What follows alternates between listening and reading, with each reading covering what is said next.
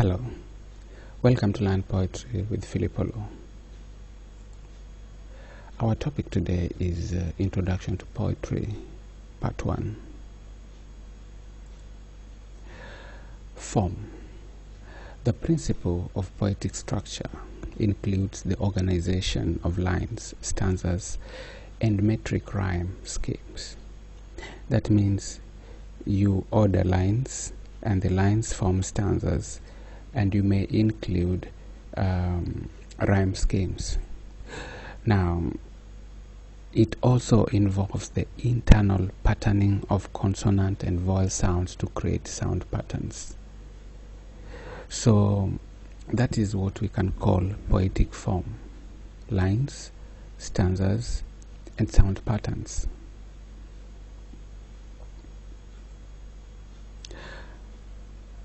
Lines and stanzas. Poems are arranged into a series of units that look like clauses of sentences. These are known as lines. If the clause expressing an idea is long, it will occupy more than one line. Its remainder is taken to another line as a continuation. A stanza, on the other hand, is a group of lines that usually has a pattern repeated throughout the poem. The lines are arranged into a unit, often repeated in the same pattern of meter and rhyme throughout the poem. Stanzas within a poem are separated by blank lines. That means a line without words. Now, it is important also to note that in modern poetry, such as free verse, stanzas do not often have lines of the same length and meter in each stanza.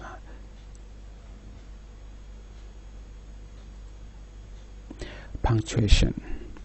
A dash on a line of a poem creates a pause and therefore helps to regulate the pace of the poem.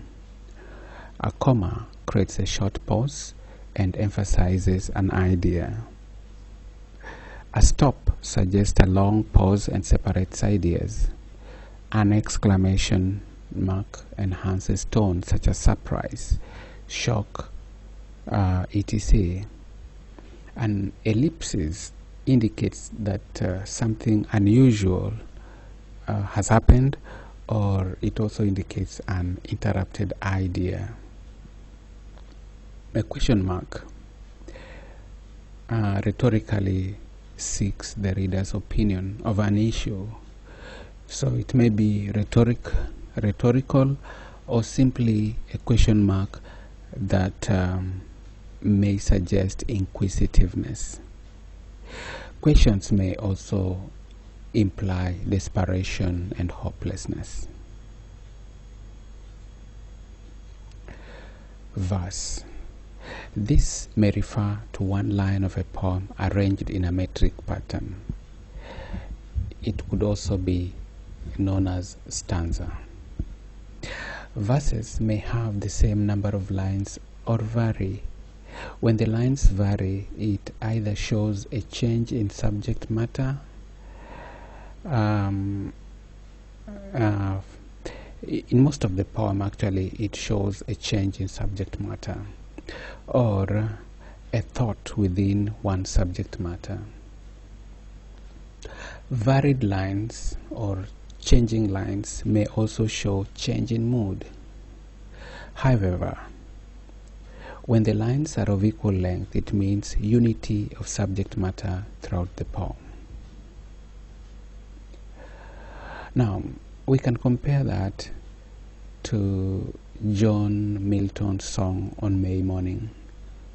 Look at it. Have a glance at it. I'll read it. Now, the bright morning star, day's harbinger, comes dancing from the east, and leads with her the flowery May, who from her green lap throws the yellow cowslip and the pale primrose. Hail, bounteous May, that dost inspire mirth and youth and warm desire. Woods and groves are of thy dressing. hill dale doth boast thy blessing. Thus we salute thee with our early mornings, with our early song, and welcome thee and wish thee long. Now, this is a poem that illustrates extensive use of punctuation. Pace. Pace is tempo or speed. It is a combination of the writer's sense of movement as he develops and writes his ideas. The pace has more to do with the mood of the poem. Pace is rhythmic movement of lines down a poem. Line and punctuation control the pace of a poem. So shorter lines tend to be of faster pace than longer ones. And punctuation marks that suggest long pause, like colon, semicolon, stop, interfere with the fast pace of a poem. The attitude of the writer towards the subject matter may also affect pacing of a poem.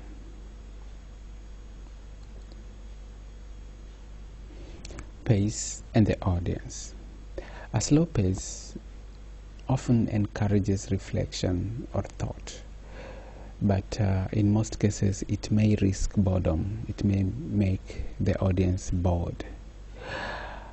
A rapid pace, on the other hand, magnetizes the reader, but also risks superficiality, in the sense that the depth of the poem may be ignored.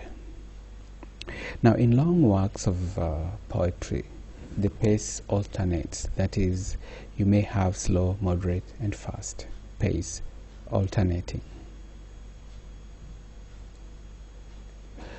Pace in the audience continued.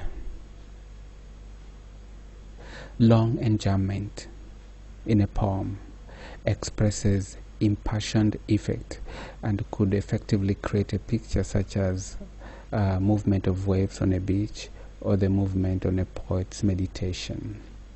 It could also express deep emotion. Now, enjambment is where a poem flows from one line to another without being interrupted by punctuation mark. So it shows lack of emotion. It may also show connection of thought in an uninterrupted flow of thought. Now, it is also important to know that the shape of a poem, such as broken, staggering line pattern, may be used to mime a struggle to gain balanced pace.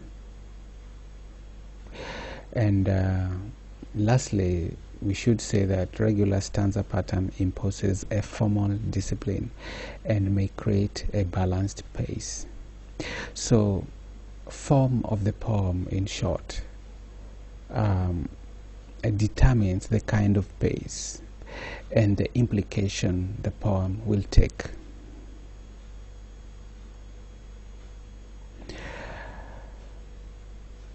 Again, let's look at this poem, To Autumn by John Keats. Season of mist and mellow fruitfulness, close bosom friend of the maturing sun, conspiring with him how to laud and bless. With fruit the vines that round the thatch eaves run, to bend with apples the moussad cottage trees, and fill all tree with ripeness to the core, to swell the gourd and plumb the hazel shells with a sweet kernel, to set budding more, until and still more, later flowers for the bees, until they think warm days will never cease, for summer has overbrimmed their clammy cells. Now, this is a slow poem because of the long lines and many punctuation marks used. Now, from the poem To Autumn, we see a balanced slow pace that is regulated by evenly distributed punctuation marks and equal length of lines. The only thing that tends to speed up the pace of this poem is the use of sound devices.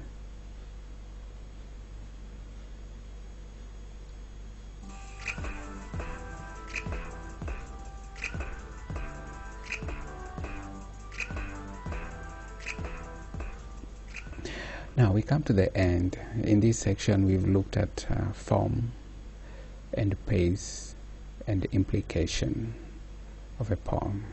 If you have any question, you may reach me on the address given at the end of this program.